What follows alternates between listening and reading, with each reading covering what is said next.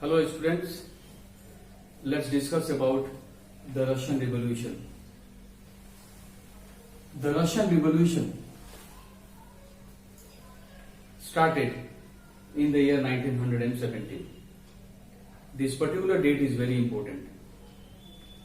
Socialists took over the government of Russia through the October Revolution of 1917. The fall of monarchy in February 1917 and the events of October are normally called the Russian Revolution. So these two dates are very important. One, October Revolution of 1917, and the second one is February Revolution of 1917. These two dates are combinedly called the Russian Revolution. Let's know about Russia a few years before the revolution. A few years before the revolution means before 1917.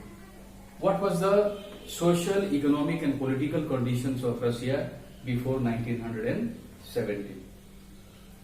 The Russian Empire, as you can see in the world map, this is Russia. The Russian Empire was ruled by a king called Tsar Nicholas II. So Tsar Nicholas II was the ruler of Russia in the year 1914. The Russian Empire included current day Finland, Latvia, Lithuania, Estonia, parts of Poland, Ukraine and Belarus. All these regions were earlier a part of Russia. So Russia during 1914 was a very big empire. It was a very large empire. The Russian Empire included current day Finland. Now today these countries are independent countries. Earlier they were part of Russia. Let's know about the religion that existed in Russia. The majority religion was Russian Orthodox Christianity. It means during 1914, the majority of religion existed was Christianity. And this Christianity was of the Greek Orthodox Church. This Christianity was of the Greek Orthodox Church. The empire also included Catholic Christians, Protestant Christians, Muslims as well as Buddhists. So Buddhists were not in majority, they were in minority, but large religion consisted of Christianity. Let's know about economy and society. The type of economy and society that prevailed in Russia in the beginning of the 20th century. So at the beginning of the 20th century, the vast majority of Russia's people were agriculturalists. About 85% of Russian Empire's population earned their living from agriculture. It meant that the primary occupation of the people living in Russia was agriculture. Nearly 85% of the total population of Russia dependent on agriculture. It means agriculture was their primary activity. This proportion of 85% was more as compared to other European countries like France and Germany, where the proportion was between 40 to 50%. Cultivators produced for the market as well as for their own needs.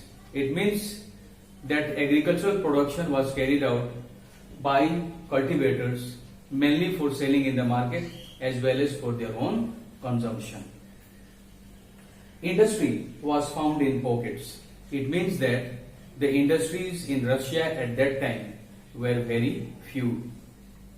And these industries were mainly concentrated in two main cities.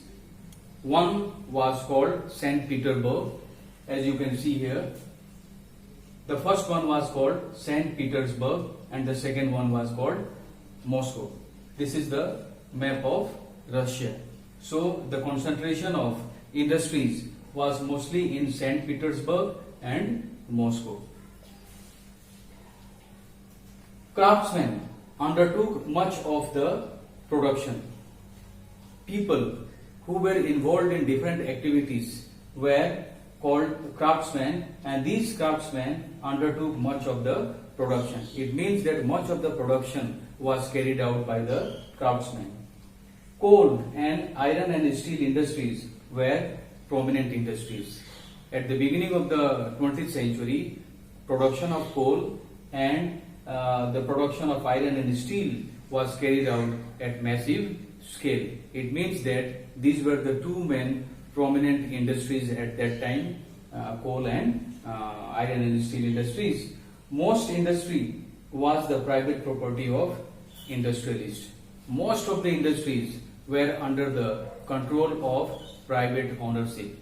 These private individuals used to invest money in industries. They used to invest money in purchasing different types of raw materials as well as employing workers. So most of the industry in Russia was under the control of private industrialists.